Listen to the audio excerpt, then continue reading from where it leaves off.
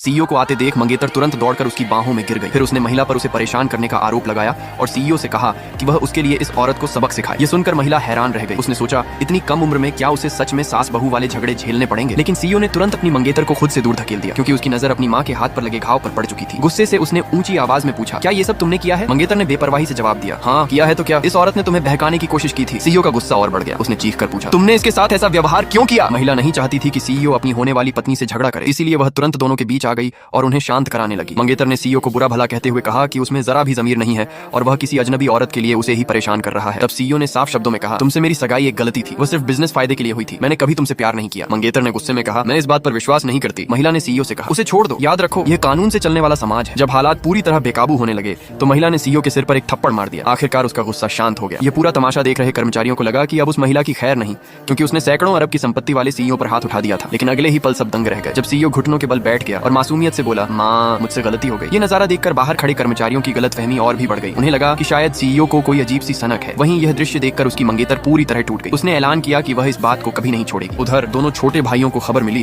कि उनके बड़े भाई ने अपनी मंगेतर का गला लगभग दबा ही दिया था। वे दोनों उस महिला को देखने के लिए उत्सुक हो गए। चूंकि महिला भी उनसे मिलना चाहती थी, इसीलिए सीईओ ने मजबूर होकर पुराने पैतृक घर को बेचने की धमकी देकर दोनों भाइयों को बुलाया। 20 साल पहले अपनी माँ के कार एक्सीडेंट के बाद तीनों भाइयों को यकीन था कि उनकी माँ की मौत के लिए बाकी दोनों जिम्मेदार हैं। तभी से तीनों एक दूसरे के लिए अजनबी बन गए थे। अगर सीईओ ने पुराने घर की धमकी न दी होती तो शायद इस जिंदगी में वे कभी एक दूसरे का चेहरा भी नहीं देखते। महिला ने जैसे ही दोनों को अंदर आते देखा, वह एक नजर में उन्हें अपने बेटे पहचान गई। उसने खुशी से अपनी बाहें फैला दी ताकि उन्हें गले लगा सके, लेकिन उसे वहीं रोक दिया गया। दोनों ने उसका मजाक उड़ाते हुए कहा, तुम जैसी रखैल ने आखिरकार उस ठंडे और घमंडी सीईओ को भी अपने प्यार में फंसा ही लिया। फिर उनमें से एक बोला, लेकिन तुमने गलत आदमी चुना है, उस गुस्सैल इंसान के लायक तुम्हारी मासूमियत नहीं है, मेरे साथ रहो। महिला ने गुस्से में कहा, तुम जानते हो कि मैं तुम्हारे बड़े भाई की गर्लफ्रेंड हूँ, फिर भी उसे छोड़कर मुझे अपने साथ चलने को कह रहे हो, क्या तुम्हें जरा भी शर्म नहीं आती? उसके बेटे ने हंसते हुए कहा, शर्म किस बात की, असली भाई हर चीज बराबरी से बांटते हैं। ये कहकर उसने महिला के कंधे पर अपना हाथ रख दिया। महिला बेबसी में हंस पड़ी। उसने सोचा कि आज इस बेशर्म बेटे को सही सबक सिखाना ही पड़ेगा। तब उसका बेटा बोला, आज तक मेरी जिंदगी में मेरी असली माँ के अलावा किसी की हिम्मत नहीं हुई कि मुझे डांट सके। महिला ने उसी समय ऐलान कर दिया, मैं ही तुम्हारी माँ हूँ। दूसरा बेटा गुस्से से चिल्लाया, तुम्हारी हिम्मत कैसे हुई मेरी माँ के बारे में मजाक करने की? महिला ने ठंडी आवाज में जवाब दिया, क्या तुम्हें मैं मजाक करती हुई दिख रही हूँ? हालांकि तीनों भाइयों के रिश्ते अच्छे नहीं थे, लेकिन उनकी माँ उनके लिए सबसे बड़ी मर्यादा थी। तभी उनमें से एक ने जमीन से एक खंजर उठा लिया